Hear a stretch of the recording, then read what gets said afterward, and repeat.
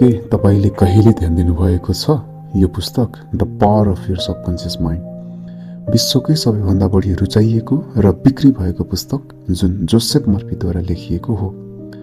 आज म तपाईहरुलाई यसको नेपाली संस्करणमा दिन गइरहेको छु। केवल तपाईहरुको जीवनको 2 मिनेटसम्म यसमा खर्च गर्नुहोस्। तपाईहरुको जीवन सदाको लागि बदलिने विश्वास दिनेछु। यसलाई 18 वटा महत्त्वपूर्ण अध्यायहरुमा विभाजन गरिएको छ। अध्याय 1 तपाई भित्रको खजना। के तपाईलाई थाहा छ तपाईको जीवन अहिले जे छ त्यो तपाईको आफ्नै मनभित्र बनाइएको हो, बाहिर होइन, तपाईको अवचेतन मनभित्र। यस अध्यायका मुख्य बुँदाहरू। बुँदा नम्बर 1 तपाईको अवचेतन मन एउटा खजना जस्तै छ।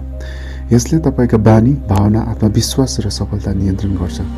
तपाई लगातार जे सोच्नुहुन्छ त्यसलाई यसले बिना प्रश्न स्वीकार गर्छ। बुँदा नम्बर 2 तपाईका विचार बिउ जस्तै छन्। सकारात्मक विचारले अवसर र वृद्धि सिर्जना गर्छ भने नकारात्मक विचारले समस्या र असफलता ल्याउँछ। बुँदा नम्बर 3 सबै कुरा एक विचारबाट सुरु हुन्छ। हरेक आविष्कार, सफलता वा सपना पहिले कसैको अवचेतन मनमा थियो। जब तपाई कुनै कुरा दृढ विश्वास र भावना सहित सोच्नुहुन्छ तपाईको अवचेतन मन त्यसलाई वास्तविकतामा बदल्न काम गर्न थाल्छ। बलियो विश्वास र भावना भएको विचारले अवचेतन मनलाई सक्रिय बनाउँछ। बुँदा नम्बर 4 तपाई आफ्नो अवचेतन मनलाई फेरि प्रोग्राम गर्न सक्नुहुन्छ। यसका लागि 3 कुरा धेरै महत्त्वपूर्ण छन्: सकारात्मक विचार, स्पष्ट कल्पना र बलियो भावना।